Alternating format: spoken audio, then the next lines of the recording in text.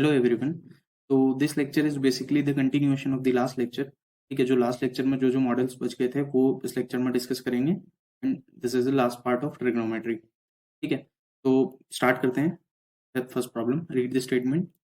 The shadow of a tower standing on a level ground is found to be 40 meter longer when the sun's altitude is 30 degree then when it is 60 degree find the height of the tower। Examiner ने क्या बोला है? Examiner ने बोला है कि ये एक टावर है, टावर AC, ठीक है, which is standing on the ground level BC। ठीक है, और इसकी जो शेडो दी हुई है वो शेडो दी हुई है 40 मीटर लेंथ दी हुई है शेडो की, जब सन का एंगल 30 डिग्री होगा, और अपने को हाइट निकालना है जब सन का एंगल 60 डिग्री होगा। ठीक है, तो सबसे पहले ये चीज समझते हैं कि ये एक ह्यूमन है। ठीक है, जब भी अपन समर में मूव करते हैं ना बाहर, तो ह्यूमन का जो शेडो होता है वो हमेशा ग्राउंड लेवल पे आता है। ठीक है, तो जो शेडो हमेशा जो होगा वो ग्राउंड पे आएगा। तो ये जो टावर है इसका जो शेडो होगा ये इस ग्राउंड लेवल BC पे आएगा। ये पॉइंट क्लियर है? ठीक है, ये क्लियर है।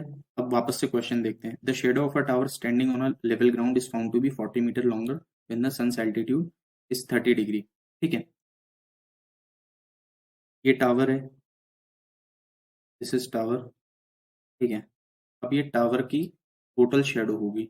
ठीक है, ये होगी टोटल शेडो, जो ग्राउंड लेवल हो गया वो टोटल शेडो होगी। ठीक है, बट एग्जामिनर ने स्पेसिफाई करा है कि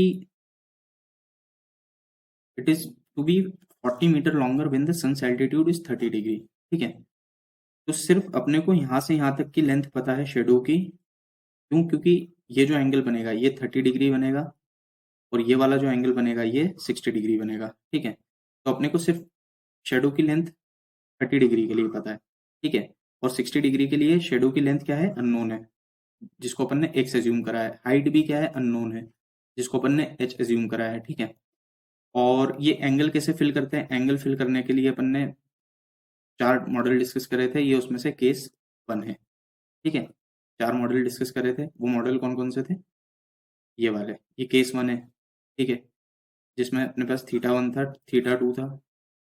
जो छोटा एंगल होगा वो यहाँ आएगा, 40 जो बड़ा एंगल होगा वो यहाँ पे आएगा। सेम चीज अपन ने यहाँ पे करी है। ठीक है, ये 30 डिग्री यहाँ आया, ये 60 डिग्री यहाँ पे आया। ठीक है, फिगर ड्रॉ कैसे करते हैं? एग्जामिनर ने बोला कि टावर जो है standing on the ground level. ठीक है, बना दिया। ये ग्राउंड लेवल हो गया BC, ये टावर हो गया AC। ठीक है, अब एग्जामिनर ने क्या बोला कि 2 एंगल है। कौन कौन सा एंगल? 30 डिग्री एंड 60 डिग्री बना दिए। ठीक है, अब 30 डिग्री कहाँ लिखेंगे? 30 डिग्री अपन लिखेंगे यहाँ पे लिखेंगे, और 60 डिग्री अपन यहाँ लिखेंगे। ठीक है, पर एग्जामिनर ने अपने को एक और इन्फॉर्मेशन दी थी, क्या? शेडो की लेंथ 40 मीटर होगी जब सन का एल्टीट्यूड या सन का एंगल 30 डिग्री होगा। उसकी लेंथ दी है 40 मीटर। ठीक है, तो ये अपन ने ये 40 मीटर मार्क कर ली। ठीक है, और 60 डिग्री के लिए शेडो की लेंथ क्या होगी? वो अननोन है, वो उसके लिए अपन ने x एज्यूम कर ली। ठीक है, अब अपने को कैलकुलेट क्या करना है? हाइट। उसके लिए अपन ने हाइट क्या एज्यूम कर ली? हाइट क्या हो गई टावर की? ये। ठीक है, this this complete this height of the tower. ठीक है, उसके लिए अपन ने वेरिएबल लिए h। तो ये अपने को कैलकुलेट क्या करना है? अपने पास अननोन क्या क्या है? अपने पास h अननोन है, x अननोन है। ठीक है, ये h अननोन है, x अननोन है। ठीक है, और बाकी ये सारी चीजें भी अननोन है, इसमें से कुछ भी गिवन नहीं है। ठीक है, पर अपने को एक चीज यहाँ से क्लियरली विजिबल है। क्या विजिबल है अपने को? यहाँ पे ना 2 राइट एंगल ट्राइंगल बन रहे हैं। कौन कौन से राइट एंगल ट्राइंगल बन रहे हैं? This one triangle ABC and this one triangle ADC। ठीक है, ये 2 राइट एंगल ट्राइंगल बन रहे हैं, दोनों में एंगल इन्फॉर्मेशन दी हुई है। एडवांटेज क्या एंगल इन्फॉर्मेशन का? अपन परपेंडिकुलर बेस और हाइपोटेन्यूज इजीली फाइंड कर लेंगे। तो अपने पास कौन कौन से ट्राइंगल बन रहे हैं? अपने पास 2 ट्राइंगल बन रहे हैं, ट्राइंगल ABC और ट्राइंगल ADC। ठीक है, ट्राइंगल ADC। ठीक है, तो ट्राइंगल ABC में अपन क्या देखेंगे? सबसे पहले हाइपोटेन्यूज परपेंडिकुलर बेस, और वही चीज अपन देखेंगे फिगर थोड़ा सा मैं छोटा कर रहा हूँ फॉर द स्पेस, ठीक है। तो ट्राइंगल एबीसी में अपन परपेंडिकुलर देखेंगे, हाइपोटेन्यूज देखेंगे, बेस देखेंगे, और वही चीज़ अपन ट्राइंगल एडीसी में देखेंगे, ठीक है। वही चीज़ अपन ट्राइंगल एडीसी में देखेंगे, ठीक है। तो ट्राइंगल एडीसी देख लेते हैं पहले। एडीसी कहाँ गया, सॉरी, फिगर को वापस से जूम आउट करेंगे, ठीक है। ट्राइंगल एडीसी अपना ये रहा,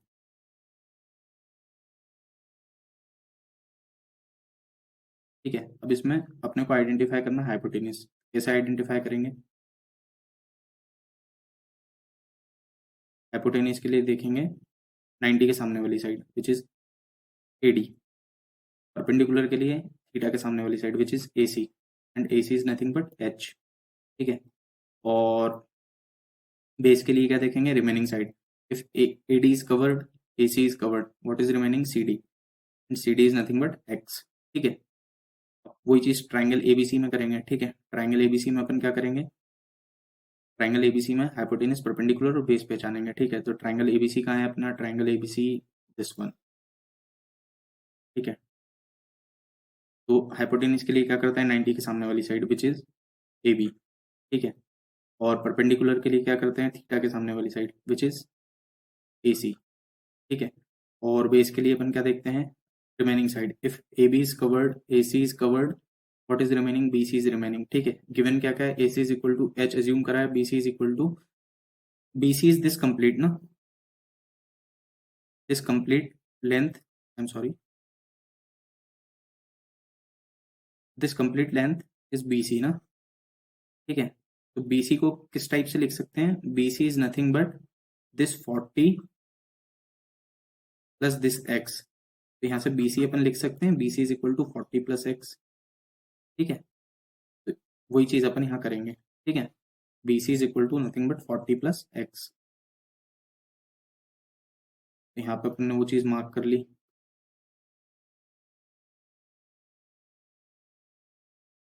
BC is equal to 40 plus x, ठीक है। अब अगर आप ध्यान से ऑब्जर्व करें, ऑब्जर्वेशन क्या है कि अपने को ना कंप्लीट इन्फॉर्मेशन कहीं भी नहीं दी हुई है ना। ना हाइपोटेन्यूज अपने को ढंग से पता है, ना अपने को परपेंडिकुलर कंप्लीटली पता है, ना अपने को बेस पता है। सिमिलरली यहाँ पे भी हाइपोटेन्यूज नहीं पता है, ठीक है। उसके अलावा यहाँ पे ना परपेंडिकुलर पता है, बेस यहाँ पे पता है बट पार्शियली पता है। क्यों? क्योंकि एक्स भी अननोन है। तो यहाँ पे अपने को कंप्लीट इन्फॉर्मेशन नहीं दी हुई है, तो अपन कौन सा ट्रिग्नोमेट्रिक रेशियो चूज करेंगे? जब अगर कंप्लीट इन्फॉर्मेशन अपने को समझ में नहीं आए कि कुछ भी ऐसा कंप्लीटली गिवन नहीं है, तो उसके लिए ना हम हमेशा टेन थीटा चूज करते हैं। और टेन थीटा क्या होता है? पी बाई बी, ठीक है। ये अपन निकाल लेते हैं, P B P upon H H B rule से। तो टेन थीटा क्या होता है? पी बाई बी होता है। वही चीज अपने यहाँ पे करी है, ठीक है। अगर अपने को इन्फॉर्मेशन ऐसी इनकम्प्लीट सी लग रही है, ठीक है, तो उसके लिए ना आप एक ही ट्रिग्नोमेट्रिक फंक्शन यूज करोगे, वो है टेन थीटा, ठीक है। तो यहाँ पे एक और चीज दी हुई है, एग्जामिनर ने एडीसी में अपना एंगल क्या दिया हुआ था? थीटा। और एबीसी में अपना एंगल क्या दिया हुआ था? एबीसी में अपना एंगल दिया था 30 डिग्री, और एडीसी में अपना एंगल दिया था 60 डिग्री, ठीक है। अब दोनों केस में अपन सॉल्व करेंगे टेन थीटा से, ठीक है। एबीसी और एडीसी को दोनों को अपन टेन थीटा से सॉल्व करेंगे, ठीक है। तो पहले एडीसी कर रहे हैं, ठीक है। तो एडीसी के लिए अपन tan theta is equal to P by B लगाएंगे, ठीक है। तो टेन एडीसी में क्या है? थीटा 60 डिग्री है, ठीक है।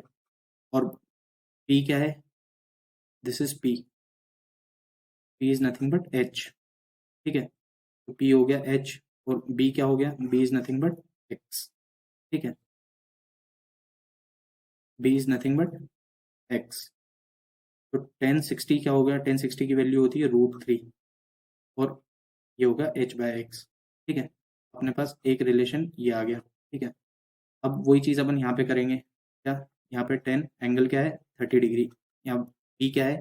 P is nothing but H, ठीक है। और बी क्या है? B is nothing but 40 plus X, B is nothing but 40 plus x.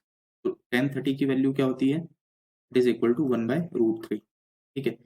जब आप इसका क्रॉस मल्टीप्लाई करोगे, किस किस का, जब आप इसका क्रॉस मल्टीप्लाई करोगे, ठीक है, इस टाइप से, तो आपको मिलेगा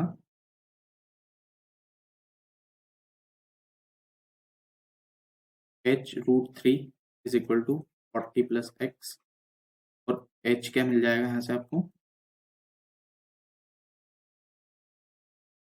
h मिल जाएगा यहाँ से आपको 40 प्लस एक्स बाय √3, ठीक है। अब यहाँ से अपने पास एक रिलेशन ये था, अपने पास दूसरा रिलेशन ये आ गया, ठीक है।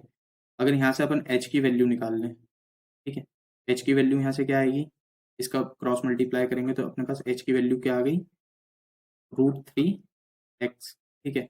वो h की वैल्यू यहाँ उठा के यहाँ सब्सटीट्यूट करो तो अपने पास ये बन के आएगा h is equal to √3x ना, ये आ गया √3x, ठीक है, इक्वल टू दिस मच ना, 40 प्लस एक्स अपॉन √3, ठीक है।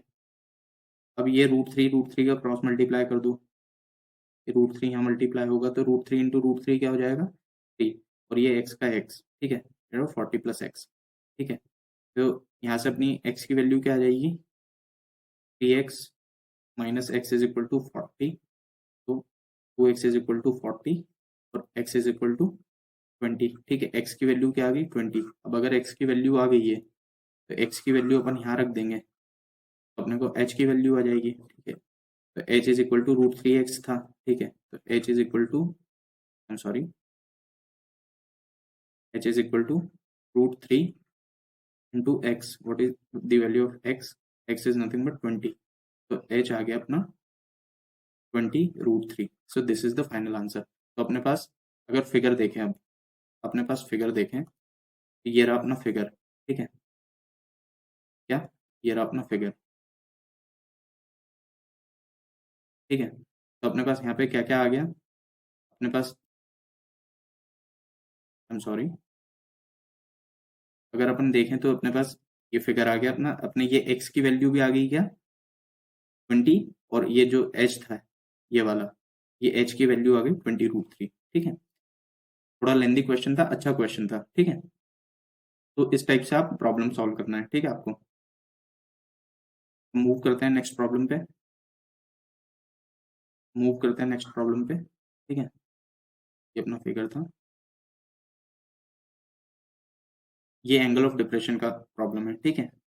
तो इसको देख लेते हैं क्या होता है। द एंगल ऑफ स्टेटमेंट क्या है क्वेश्चन का, read the statement. The angle of depression of the top and the bottom of an 8-meter tall building from the top of a multi-storied building are 30 degree and 45 degree respectively. Find the height of the multi-storied building and the distance between the two buildings. ठीक है, examiner ने कुछ नहीं बोला है, examiner ने ये बोला है कि एक मल्टी स्टोरी बिल्डिंग है, this is multi storey building MSB, ठीक है, CD, और एक जो बिल्डिंग है वो ये है AB जो 8 मीटर लंबी है, दिस इज 8 मीटर लॉन्ग, ठीक है।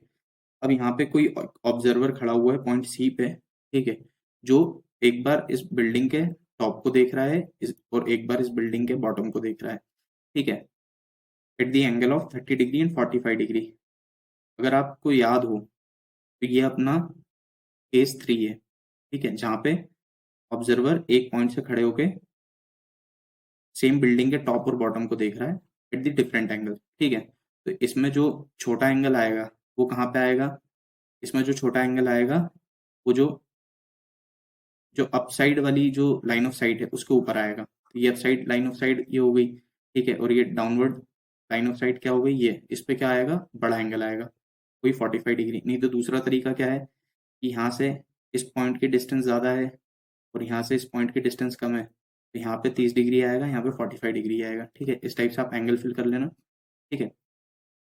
ये हो गया फिगर, ठीक है, और ये अपना हो गया EC is equal to horizontal level, ठीक है। अब यहाँ से अपने को ये ऑब्जर्वेशन लेनी है कि यहाँ पे राइट एंगल ट्रायंगल कितने बन रहे हैं। तो ये तो अपने को क्लियर दिख रहा है कि एक राइट एंगल ट्रायंगल ये बन गया, कौन सा, BCD, ठीक है। बाकी एक और राइट एंगल ट्रायंगल बन रहा है, उसके लिए अपने को एक पैरेलल लाइन ड्रॉ करना पड़ेगी हॉरिजॉन्टल लेवल के।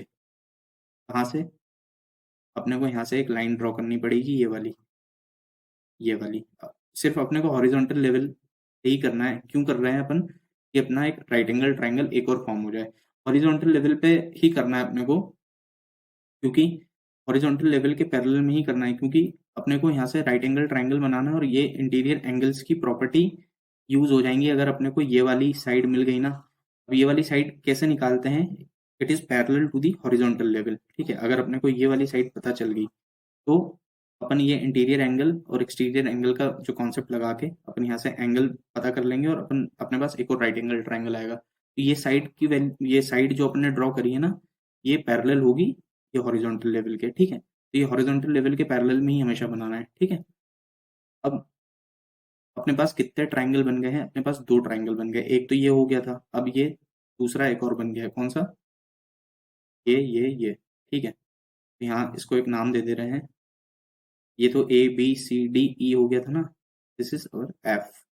ठीक है, इसको नाम दिया एफ। ये हो गया अपना एफ। ठीक है, और ये हो गया अपना 90 डिग्री। ठीक है, ये फिगर क्लियर है। अब यहाँ पे अपने कौन कौन से दो ट्राइंगल बन रहे हैं, यहाँ पे अपने दो ट्राइंगल बन रहे हैं, ट्राइंगल ए सी एफ और ट्राइंगल बी सी डी। ठीक है, अब दोनों में अपने को एंगल इंफॉर्मेशन फाइंड करना है।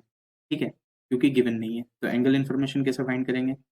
अगर आप देखो ट्राइंगल ए सी एफ ना, ट्राइंगल ए सी एफ कौन सा है, दिस वन।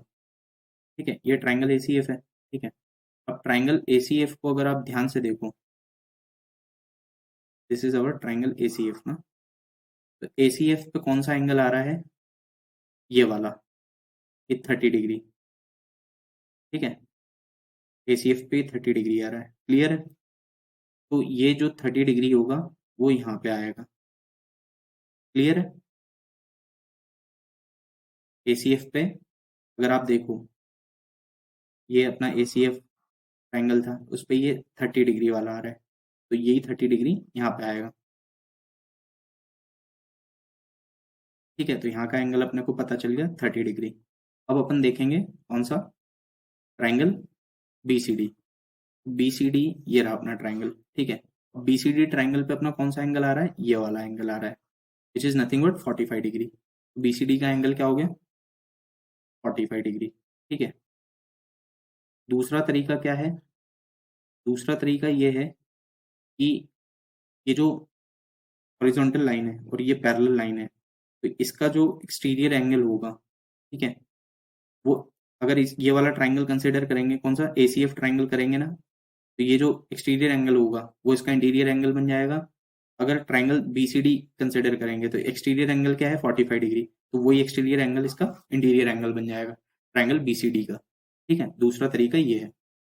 ठीक है, अब अपने को एंगल इन्फॉर्मेशन पता चल गई तो अपन दोनों ट्राइंगल में आइडेंटिफाई करेंगे हाइपोटेन्यूज, परपेंडिकुलर एंड बेस। ठीक है, ये अपनी प्राइमरी जॉब होती है। देखते हैं क्या होता है।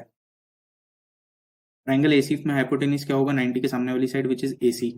ठीक है, परपेंडिकुलर क्या होगा, थीटा के सामने वाली side which is C F. ठीक है, और बेस क्या होगा, रिमेनिंग। तो A C is covered, C F is covered, तो ए एफ इज रिमेनिंग ना। ठीक है, ए एफ इज रिमेनिंग, तो ए एफ हो गया बेस। और थीटा क्या है, theta is equal to 30 degree. ठीक है, अब वही चीज अपन ट्राइंगल बीसीडी में करेंगे। बीसीडी में क्या करेंगे, हाइपोटेन्यूज के लिए 90 के सामने वाली साइड, 90 के सामने वाली साइड कौन सी होगी, 90 के सामने वाली साइड होगी B C.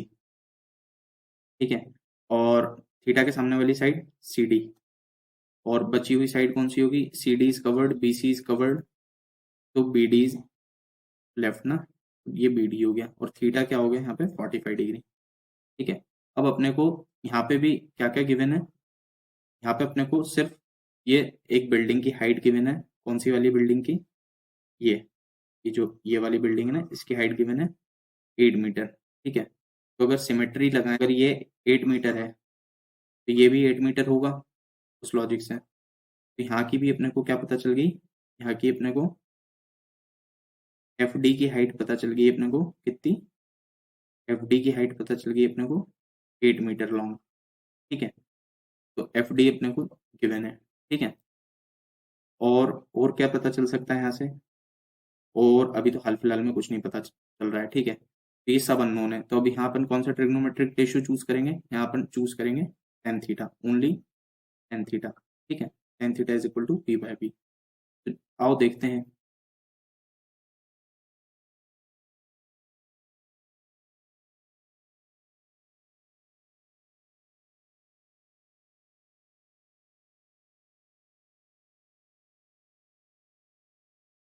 tan theta is equal to P by B ACF में अप्लाई करेंगे, ठीक है। तो tan what is theta? Pen का कलर चेंज करना है। tan what is theta? 30 degree, ठीक है।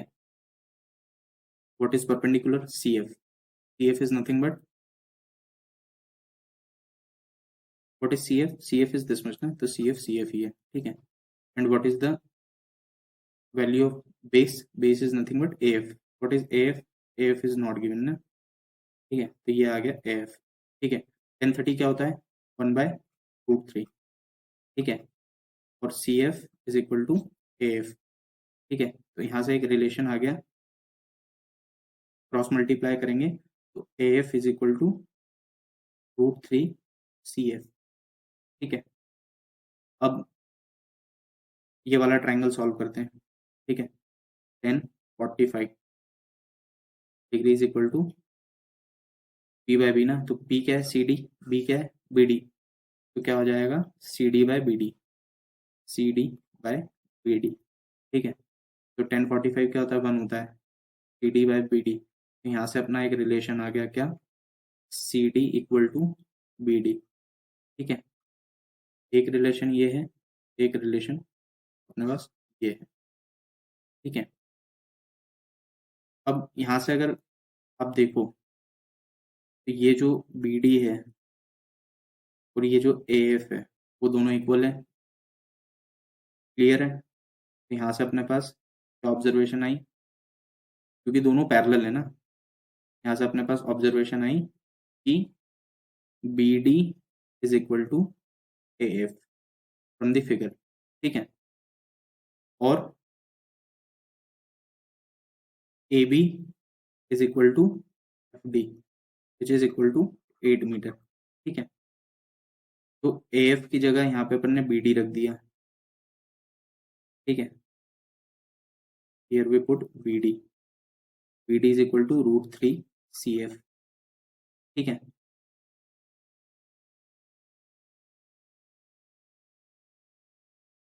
अब इधर पे आ जाते हैं,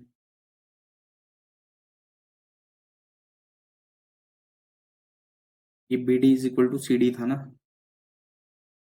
ये आ जाएगा CD is equal to √3 CF, ठीक है। अपने पास यहाँ से भी दो रिलेशन आ गए, ठीक है।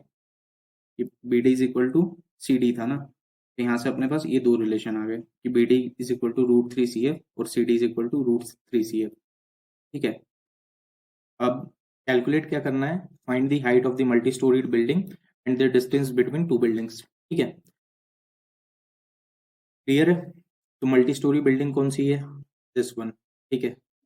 और height of the multi storey building क्या होगी? यहाँ से लेके यहाँ तक, विच इज नथिंग बट CD, ठीक है। और distance between two buildings, building ये, एक बिल्डिंग ये है और मल्टी स्टोरी बिल्डिंग ये है, तो दोनों के बीच की डिस्टेंस क्या होगी? BD, ठीक है। तो अपने को बेसिकली CD और BD फाइंड करना है, ठीक है। तो देखते हैं CD क्या होगा। यहाँ से CD अगर देखें, CD is nothing but this complete is CD, ठीक है। यहाँ से यहाँ तक की जो लेंथ है वो CD होगी, ठीक है। And CD is a combination of CF plus FD, ठीक है। ये क्लियर है? तो CD क्या होगा? CD is nothing but CF plus FD, ठीक है। और FD क्या है? FD is nothing but 8 metre, तो ये आ गया 8। FD is nothing but 8। अब अगर आप केयरफुली ऑब्जर्व करो तो अपने पास CD के दो एक्सप्रेशन हो गए, CD is equal to CF plus 8 और CD is equal to √3 CF, ठीक है। तो इसमें एक कॉमन चीज है, क्या कॉमन चीज है, दोनों के लेफ्ट हैंड साइड इक्वल है। अगर दोनों के लेफ्ट हैंड साइड इक्वल है तो मतलब दोनों के राइट हैंड साइड भी इक्वल होंगे। ठीक है, तो इसको इक्वेशन 1 मार्क, इसको इक्वेशन 1 दे दीजिए, इसको इक्वेशन 2 दे दीजिए। लिख दे रहे हैं फ्रॉम इक्वेशन 1 एंड 2। ठीक है, दोनों के राइट हैंड साइड इक्वल करूं, तो दोनों के राइट हैंड साइड इक्वल करेंगे तो आएगा CF plus 8 is equal to √3 CF। यहाँ से सॉल्व करेंगे, CF उठ के इधर आएगा तो ये हो जाएगा 8 is equal to CF √3 CF minus CF। ठीक है, यहाँ से 8 इक्वल टू CF कॉमन आएगा, CF कॉमन आएगा तो बचेगा √3 माइनस 1। यहाँ से CF की वैल्यू अगर निकाले तो CF आएगा 8 अपॉन √3 माइनस 1। अब इसको कैसे सॉल्व करेंगे, नेक्स्ट पेज पे देखते हैं। CF इज इक्वल टू क्या आया, 8 अपॉन √3 माइनस 1। ठीक है, अब इसको रेशलाइज कर देंगे, किसको, डिनोमिनेटर को, तो √3 प्लस 1 ऑन √3 प्लस 1। ठीक है, ये आ जाएगा CF is equal to 8 into √3 plus 1 upon में यहाँ नीचे a minus B A plus B है तो a square minus B square बनेगा। ठीक है, तो a square minus B square क्या होगा, √3 का स्क्वायर 3 हो जाएगा और 1 का स्क्वायर 1 रहेगा, तो 3 माइनस 1 क्या हो जाएगा, 2। अब ये 2 और 8 एक दूसरे को कैंसिल करेंगे 4 टाइम्स। ठीक है, यहाँ से CF क्या आ गया, यहाँ से CF आया 4 इंटू √3 प्लस 1। ठीक है, आप इसको सॉल्व करोगे √3 की वैल्यू डाल के तो क्या आएगा, 4 into 1.732 plus 1 which is nothing but 4 into 2.732। अगर आप इसको सॉल्व करोगे तो CF आएगा अप्रोक्सीमेट 10.892। ठीक है, अब अपने अपने को CF नहीं, अपने को CD चाहिए था ना। ठीक है, फिगर में देखो अपने को क्या चाहिए था, CD। ठीक है, तो उसके लिए अपन क्या करेंगे, CD क्या है, बेसिकली CF और FD का कॉम्बिनेशन, मतलब इन दोनों को जोड़ दो तो CD मिलेगा। वही चीज अपन ने यहाँ एक्सप्रेशन में लिखी हुई है, कहाँ पे, ये, तो CD is nothing but CF plus FD। लिखो यहाँ पे CD is nothing but CF plus FD। तो CD क्या हो जाएगा, यहाँ से CF क्या है 10.892 और FD क्या है, आई एम सॉरी, FD है 8 मीटर। ठीक है, ये हो गया 8 मीटर, तो CD क्या हो जाएगा 18.892। ठीक है, अब यहाँ से अपने को एक और चीज कैलकुलेट करनी थी, क्या, अपने को डिस्टेंस बिटवीन 2 बिल्डिंग्स ना, BD भी कैलकुलेट करना था। तो BD के लिए क्या करेंगे, BD के लिए या तो आप ये रिलेशन यूज कर लो, कौन सा रिलेशन, ये वाला। ठीक है, और ये नहीं करना है तो सबसे इजी है, ये CD is equal to BD अपन ने निकाला था ना, ये दो चीज दोनों आपको सेम आंसर देगी। मैं ये यूज कर रहा हूँ CD is equal to BD। ठीक है, तो CD is equal to BD लिख लेते हैं। ठीक है, CD is equal to BD। ठीक है, BD क्या है, BD है distance between, distance between 2 buildings ना। तो CD की वैल्यू क्या है, CD is nothing but 18.892 is nothing but BD। ठीक है, तो यहां से अपनी दोनों वैल्यू आ गई, CD is equal to BD is equal to 18.892, दोनों सेम होंगी। ठीक है, और CD क्या है, height of multi storey building, और BD क्या है, डिस्टेंस बिटवीन 2 बिल्डिंग्स। ठीक है, दोनों सेम होंगी, सेम कैसे होंगी, यहाँ पर ने एक रिलेशन निकाला था, ये CD is equal to BD, उस लॉजिक से। ठीक है, तो इस तरीके से आपको सारी प्रॉब्लम सॉल्व करनी है। ठीक है, टेन थीटा वाला formula most of the cases में टेन थीटा वाला ही फॉर्मूला यूज होता है, क्योंकि सारी इन्फॉर्मेशन जो दी हुई रहती है ना वो इसी टाइप से दी होती है। जो एकदम बेसिक प्रॉब्लम्स होती है ना उनमें ही आपको इन्फॉर्मेशन एकदम सही सही मिलती है, बाकी जो अच्छे क्वेश्चन होते हैं, लॉजिकल क्वेश्चन होते हैं, उनमें इन्फॉर्मेशन पार्शियली ही मिलती है। तो जिसमें पार्शियल इन्फॉर्मेशन मिलती है ना उसमें हमेशा अपन टेन थीटा का यूज करते हैं। ठीक है, जिसमें अपने को ये अपन आइडेंटिफाई नहीं कर पाते हैं कि मतलब गिवन नहीं रहता है कि हाइपोटेन्यूज गिवन नहीं है, परपेंडिकुलर गिवन नहीं है, बेस गिवन नहीं है, और कुछ गिवन भी है तो पार्शियली गिवन है।